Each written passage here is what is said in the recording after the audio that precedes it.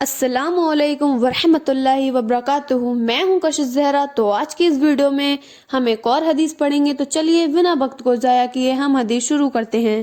اعوذ باللہ من الشیطان الرجیم، بسم اللہ الرحمن الرحیم۔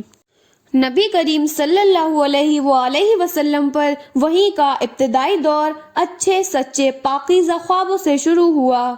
آپ خواب میں جو کچھ دیکھتے وہ صبح کی روشنی کی طرح صحیح اور سچا ثابت ہوتا۔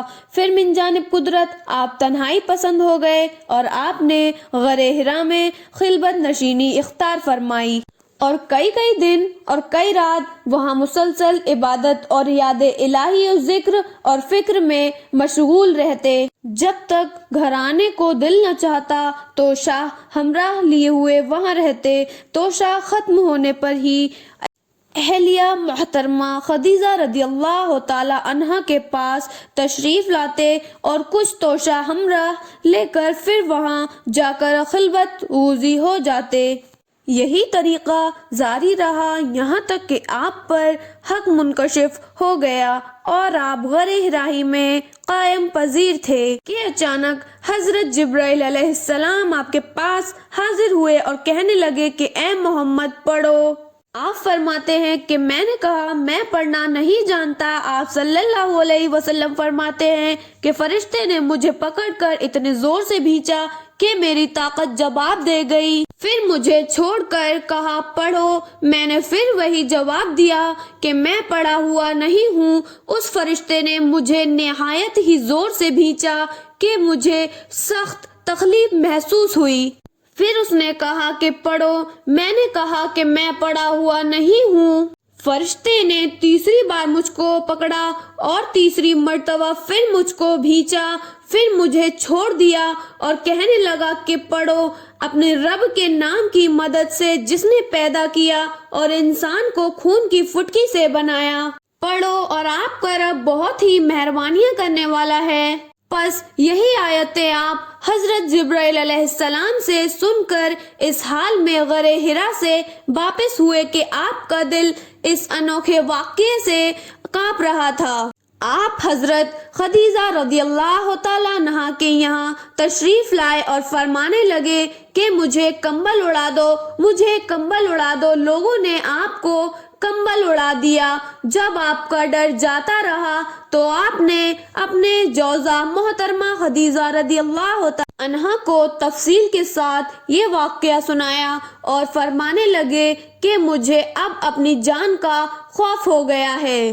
آپ کی اہلیہ محترمہ خدیجہ رضی اللہ تعالی عنہا نے آپ کی ڈھارس بندھائی اور کہا کہ آپ کا خیال صحیح نہیں ہے، اللہ کی قسم آپ کو اللہ کبھی رسوا نہیں کرے گا۔ آپ تو اخلاق فاضلہ کے مالک ہیں، آپ تو کنبہ پرور ہیں، بےکسوں کا بوجھ اپنے سر پر رکھ لیتے ہیں، مفلسوں کے لیے آپ کماتے ہیں، مہمان نوازی میں آپ بے مثال ہیں اور مشکل وقت میں آپ امر حق کا ساتھ دیتے ہیں۔